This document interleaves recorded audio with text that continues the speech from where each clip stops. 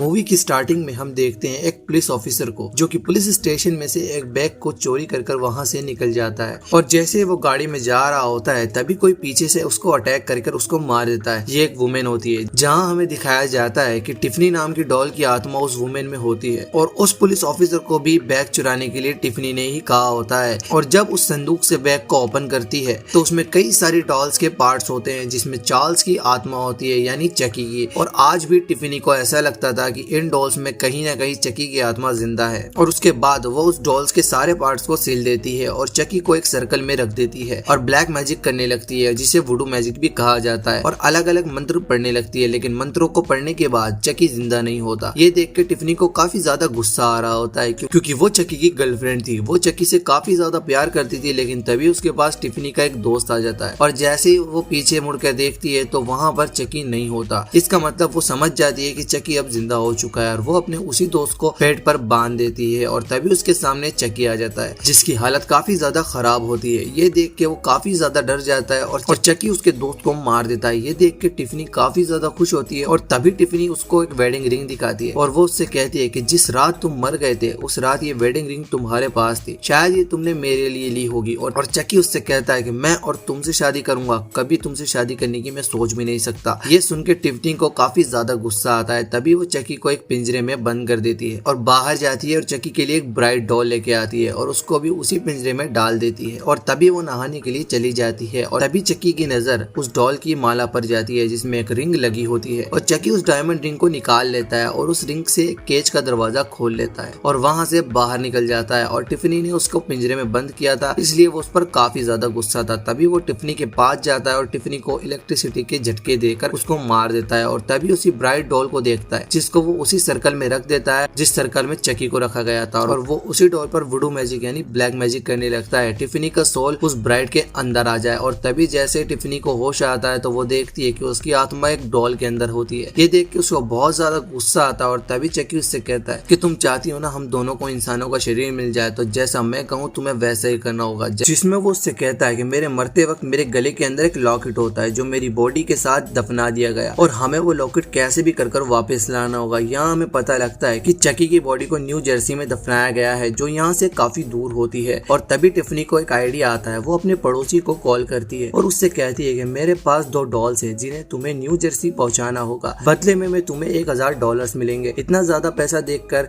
जैसी उसकी बात मान जाता है और उन दोनों डॉल्स को लेकर गाड़ी में न्यू जर्सी की तरफ निकल जाता है। तभी रास्ते में वो एक जगह पर रुकता है जो उसकी गर्लफ्रेंड का घर होता है और तभी वो अपनी गर्लफ्रेंड से कहता है कि तुम्हारे माँ बाप हम दोनों की शादी के लिए कभी नहीं मानेंगे, हमें यहाँ से भाग जाना चाहिए। तभी उसकी गर्लफ्रेंड भी मान जाती है और घर के अंदर सामान लेने जाती है। लेकिन जेड के अंकल ये सब देख रहे होते हैं और वो एक पुलिस ऑफिसर भी होते हैं। उनको जैसी बिल्कुल भी पसंद नहीं था। वो उन दोनों की शादी के बिल्कुल खिलाफ थे। तभी जेड का अंकल उनकी गाड़ी के अंदर ड्रग्स रख देता है ताकि आगे चल के वो पुलिस वाले उनको पकड़ ले। लेकिन इसी बात से वो बिल्कुल अनजान होते हैं कि टिफनी और चकी उसको देख रहे हैं और तभी जेड और जैसी वहां से चले जाते हैं। तभी रास्ते में उनको पुलिस की गाड़ी उन लोगों को रोक लेती है और पुलिस वाले उसकी गाड़ी की तलाशी करने लगते हैं और तलाशी लेते वक्त उन लोगों को वही ड्रग्स मिल जाते हैं जो उस ऑफिसर ने छुपाए होते हैं। ये देख के वो पुलिस वाला उन दोनों को पकड़ लेता है और गाड़ी के अंदर आके जेड के अंकल को यही इन्फॉर्मेशन दे रहा होता है। लेकिन तभी धीरे धीरे चकी उसकी गाड़ी के पास आ जाता है और उसकी गाड़ी के पेट्रोल पंप के अंदर लाइटर से आग जला देता है जिससे उसकी गाड़ी ब्लास्ट हो जाती है और वो ऑफिसर मारा जाता है। और इसी बात का फायदा उठा के ये दोनों वहां से निकल जाते हैं। लेकिन रास्ते में जैसी और जेड के बीच बहस शुरू हो जाती है। वो लड़ाई करने लगते हैं क्योंकि जो ऑफिसर मारा था वो उसकी मौत का इल्जाम उन दोनों में से किसी एक पर आने वाला था। और इतनी लड़ाइयों के बाद भी उन दोनों के रास्ते में एक चर्च में वो लोग शादी कर लेते हैं क्योंकि वो दोनों एक दूसरे से काफी प्यार करते थे। दूसरी तरफ गाड़ी में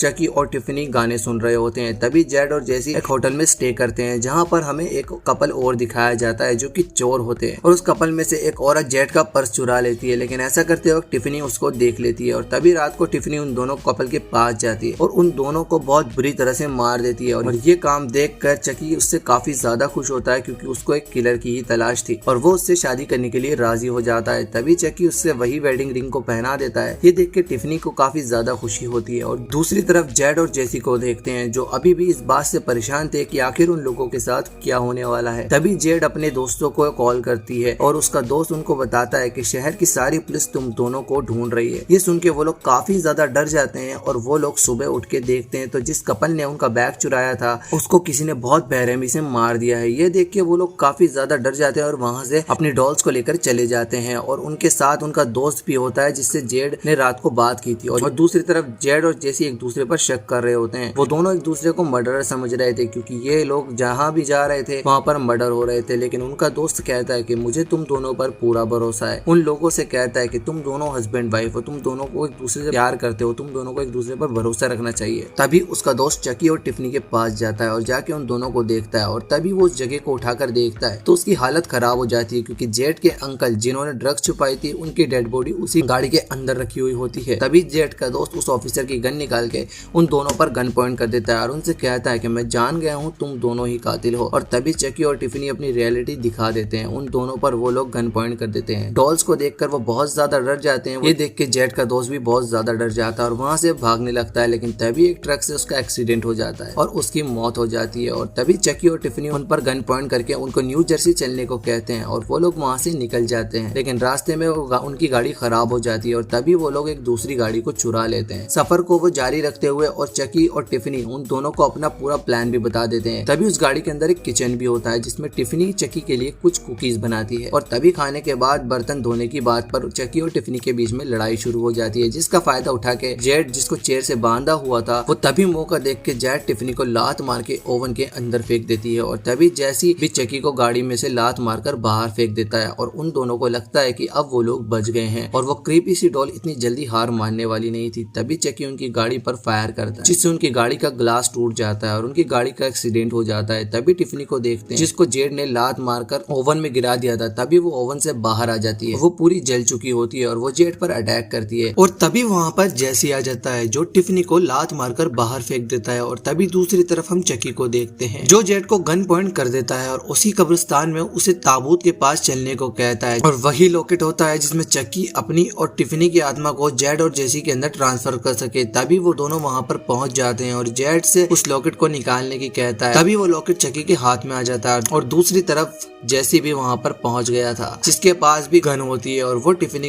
पर गन पॉइंट कर देता है और चकी से कहता है कि जेड को भेजो तभी मैं टिफनी को भेजूंगा और तभी चकी मान जाता है और वो दोनों वापस आ जाते हैं। लेकिन तभी चकी कहता है कि मुझे टिफनी की कोई जरूरत नहीं है। तभी वो एक चाकू उन दोनों की तरफ फेंक देता है और तभी जेड को बचाने के लिए जेसी खुद आगे आ जाता है और चाकू उसको लग जाता है। और तभी उसके बाद चकी उन दोनों को एक रस्सी से बांध देता है और मंत्र पढ़ने लगता है ताकि उसकी और टिफनी की आत्मा उन दोनों में आ जाए और वुडू मैजिक कर ही रहा होता है। तभी टिफनी जाग जाती है और उसको चकी की असलियत पता चल गई थी कि चकी उससे प्यार नहीं करता है। वो ये भी जानती है कि जेड और जेसी एक दूसरे से प्यार करते हैं और वो दोनों का प्यार वो अलग नहीं होने देना चाहती थी। एक तरीके से वो अब अच्छी बन चुकी थी। तभी वो एक चाकू से चकी पर अटैक कर देती है और मंत्रों के बीच में चकी का मैजिक अधूरा रह जाता है और तभी टिफनी और चकी के बीच में फाइट स्टार्ट होती है, लेकिन उन दोनों की फाइट में चकी की जीत हो जाती है और चकी टिफनी को मार देता है और तभी वो वही मैजिक पढ़ना फिर से स्टार्ट करता है। लेकिन तभी जेसी और जेड ने एक दूसरे को आजाद कर लिया था। जेसी चकी पर फावड़े से अटैक कर देता है जिससे चकी अपनी ही कब्र के ऊपर जाकर गिरता है। तभी वहाँ पर एक पुलिस ऑफिसर भी आ जाता है जो कि उन दोनों का पीछा कर रहा था और वो देखता है कि चकी उन सब लोगों को धमकी दे रहा था कि मैं वापस जरूर आऊंगा। तभी जेड एक गन उठाती है और चकी के दिल पर शूट कर देती है जिससे चकी वहीं पर मर जाता है और यही चीज उस पुलिस ऑफिसर ने भी देख ली होती है और तभी वो किसी को कॉल करता है और कहता है कि जेड और जेसी इनोसेंट है, उन्होंने कुछ भी नहीं किया और उनसे कहता है कि अब तुम लोग अपने घर जा सकते हो। और तभी उन दोनों के जाने के बाद वो ऑफिसर टिफनी के पास जाता है और उसको एक बच्चे के रोने की आवाज आ रही होती है। तभी वो देखता है कि टिफनी एक बच्चे को जन्म दे रही होती है जो बच्चा चकी का होता है और उस बच्चे की शक्ल काफी भयानक होती है जो पैदा होते ही उस पुलिस ऑफिसर पर हमला कर देता है और ये मूवी यहीं पर खत्म हो जाती है। आई होप गाइस आपको मूवी पसंद आई हो तो चैनल को सब्सक्राइब करके बेल आइकन को जरूर प्रेस करते हैं। मिलता हूँ आपसे नेक्स्ट वीडियो में, जब तक के लिए बाय बाय।